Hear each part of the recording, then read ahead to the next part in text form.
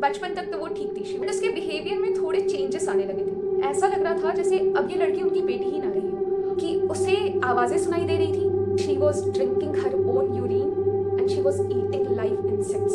एनालिस की बॉडी को 2 साल बाद वापस बाहर निकाला गया।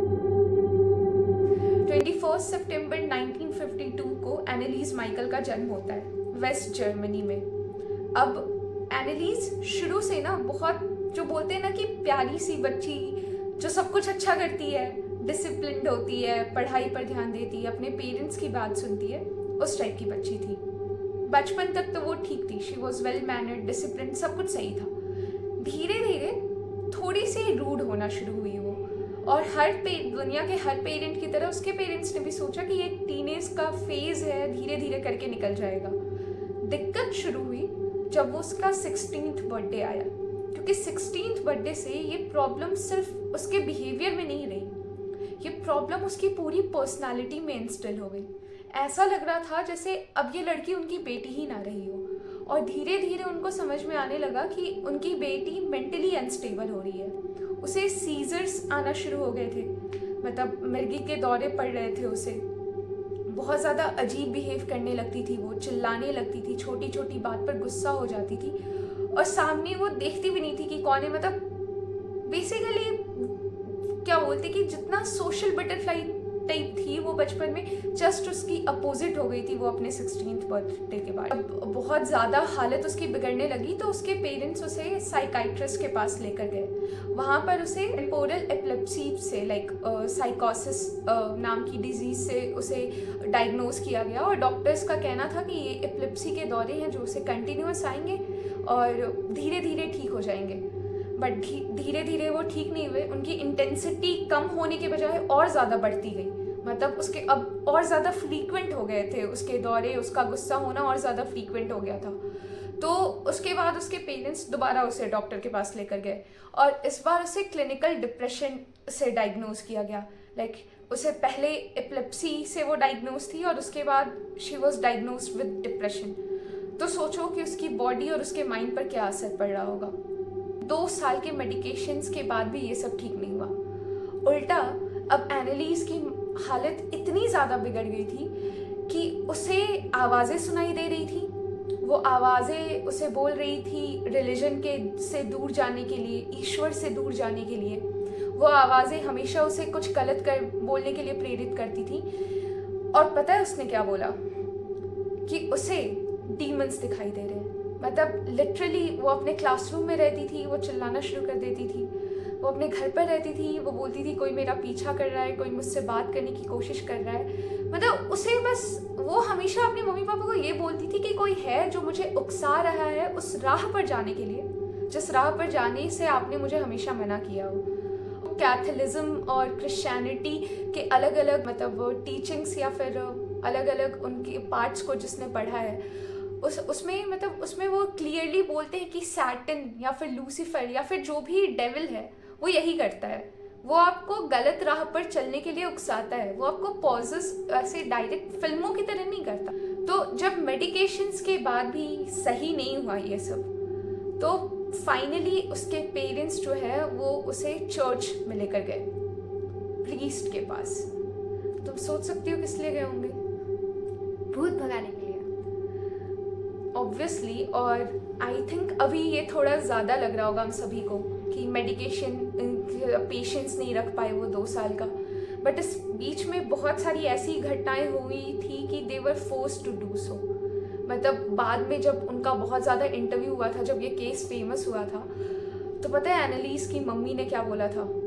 क्या? कि she was drinking her own urine and she was eating live insects.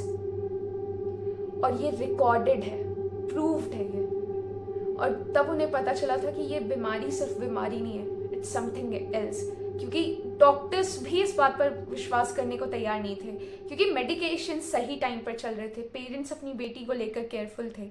तो किसी भी मेंटल पेशेंट की हालत इतनी कैसे बिगड़ सकती है कि like she start consuming her own urine. और इसीलिए दे वर लाइक कि अब हमें चर्च के पास जाना पड़ेगा। और इसलिए वो चर्च के पास गए। हालांकि इसके पहले वो 2 बार और चर्च को अप्रोच कर चुके थे, बट चर्च ने सीधे मना कर दिया था कि ये डिप्रेशन का केस है, इशू है, ये मेंटल हेल्थ का इशू है, इसमें चर्च कुछ नहीं कर सकती।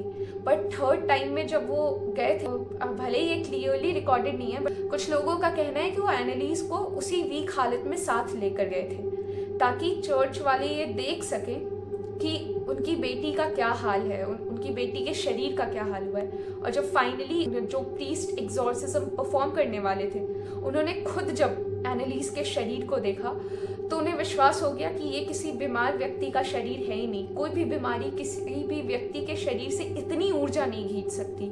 ये ऊर्जा कोई और दूसरी नेगेटिव एनर्जी ही खींच सकती है। और वो एग्जॉर्सिज्म करने के लिए तैयार हो गए।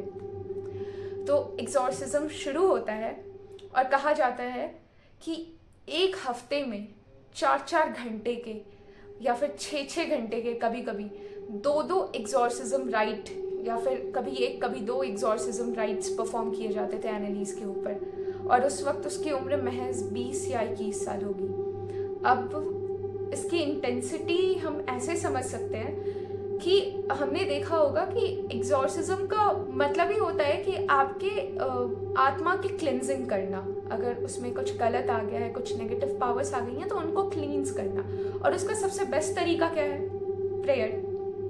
अब प्रेयर करने का तरीका किस टाइप का होता है? क्रिश्चियनिटी वगैरह में लोग बहुत बार अपने नीज के बल पर बैठकर गॉड से फॉरगिवनेस मांगते हैं या फिर बहुत इंटेंस प्रेयर करते हैं, बहुत देर तक प्रेयर करते हैं। अब ये सब भले ही हमें नॉर्मल लग रहा हो, लेकिन एक लड़की जिसकी बॉडी उसको सपोर्ट नहीं कर रही, जिसका माइंड उसे सपोर्ट नहीं कर रहा अपने डेली एक्टिविटीज़ में, उससे ये सारी चीज़ें एक्सपेक्ट करना बहुत उसके लिए बहुत बड़ी बात है। उस वीक बॉडी के लिए, उस फ्रेजाइल माइंड के लिए बहुत बड़ी बात है। और एनालिस के साथ भी यही हुआ। एट द एंड जब लास्ट एग्जॉर्सिज्म राइट्स चल रहे थे तो उसने बिल्कुल खाने से ही मना कर दिया था, पूरी तरह से बोलते ना खाना छोड़ दिया था। एंड एट द एंड उसकी डेथ हो गई 1 जुलाई 1976 के टाइम पर, आई थिंक उसकी डेथ हुई थी। उस वक्त उसकी उम्र मात्र 23 साल थी। और सबसे बड़ी बात, जब उसकी डेथ हुई थी तो उसका वेट सिर्फ 30 केजी था, सिर्फ 30 केजी। इसके बाद प्रीस्ट की जिसने एग्जॉर्सिज्म किया था और एनालिस के मम्मी पापा दोनों के खिलाफ जर्मन कोर्ट्स में केस हुए। और केस में कोर्ट ने पहले तो उन लोगों के ऊपर नेग्लिजेंट होमिसाइड का मतलब केस बनाया कि आप इसे बचा सकते थे, लेकिन क्योंकि आप इतने केयरलेस रहे, आप अपनी अंधविश्वास में इतना ज़्यादा भटक गए कि आपको ये भी नहीं दिखा कि आपकी बेटी 30 किलो की हो चुकी है। क्योंकि सिंपल सी बात है कि आपके सामने कोई आपकी बेटी पड़ी हुई हो, खाना खाने से मना कर रही हो, तो आप बाहर की हेल्प लोगे। अगर आपको पता, जैसे अगर आपको लगा कि डॉक्टर्स की हेल्प से फ़ायदा नहीं है तो आप चर्च के पास गए। और जब चर्च की हेल्प में आपकी बेटी का जो वेट है वो 30 किलो का हो गया, तो आप वापस डॉक्टर के पास जा सकते थे। कोई आपको चर्च के पास जाने के लिए गलत नहीं बोल रहा। गलत उनको इसलिए बोला गया कि आप अपनी बेटी का 30 किलो का शरीर देखकर भी वापस आपने ये नहीं सोचा कि मुझे बाहर हेल्प मांगनी चाहिए। तो उन दोनों को 6 महीने की सज़ा सुनाई गई, लेकिन उसके बाद भी कोर्ट ने उन्हें फिर ये बोलकर रिहा कर दिया कि ये दे लव देयर डॉटर। भले ही इनका तरीका गलत था, बट इसका मतलब ये नहीं कि अपनी बेटी को मारना ही चाहते थे। इनका दिमाग उस वक्त काम नहीं कर रहा था। कोई भी पैनिक की सिचुएशन में पेरेंट्स आ जाते हैं। तो कोर्ट का ये कहना था कि ये ऑलरेडी बहुत ज़्यादा सफ़र कर चुके हैं, इन्हें और सफ़र नहीं करना चाहिए, तो जाने दो इन्हें। अगर चर्च के प्रीस्ट की बात करें तो पूछो उनके साथ क्या हुआ होगा। क्या हुआ? उनको भी जेल की सज़ा सुनाई गई थी, लेकिन एट द एंड एक प्रेस स्टेटमेंट में, लाइक कोर्ट के ऑफिशियल रिकॉर्ड में तो ये नहीं है क्योंकि उन्होंने बोला था कि उन्होंने एग्जॉर्सिज्म परफॉर्म किया है, बट एक प्रेस के ऑफिशियल स्टेटमेंट में चर्च सीधे मुकर गए कि उन्होंने एग्जॉर्सिज्म परफॉर्म भी किया है। इन सारे केसेस के बाद एनालिस की बॉडी को 2 साल बाद वापस बाहर निकाला गया। क्यों?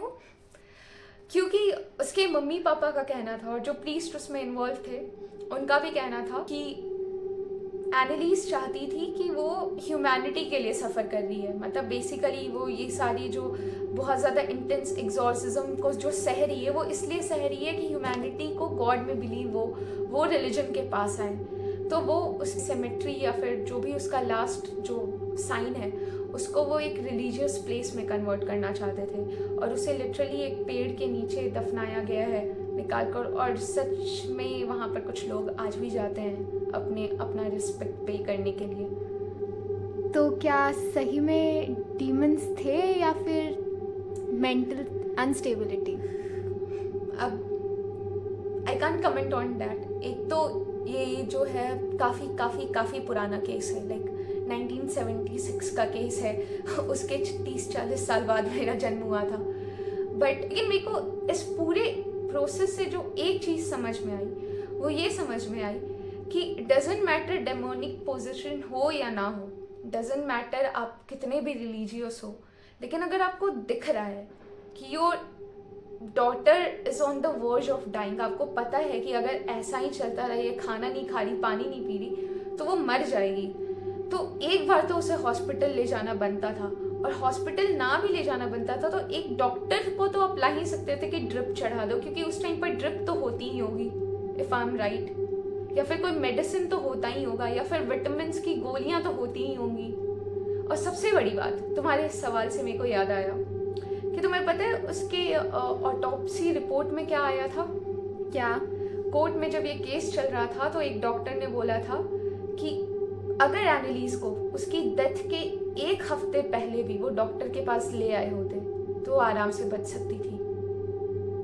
She died just because of dehydration. उसकी मौत किसी बीमारी के कारण नहीं हुई, किसी भी एक्सीडेंट के कारण नहीं हुई। She died because of dehydration and mall nutrition. अपने घर में, अपने बेडरूम में, अपने मम्मी पापा के सामने उसने खाने और पानी की कमी के कारण दम तोड़ा और उसे बचाया जा सकता था। अपनी मौत के 1 हफ्ते पहले तक बचाया जा सकता था। आई थिंक ये आंसर काफ़ी होगा तुम्हारे क्वेश्चन के लिए। बाकी आप कमेंट्स में बता सकते हैं कि आपको क्या लगता है, what was the reason behind her death. और अगर आपको ये हमारा वीडियो फॉर्मेट पसंद आया हो, which we tried for the first time, do share your thoughts ताकि हम और भी ऐसे वीडियोज़ ला सकें। राधे राधे।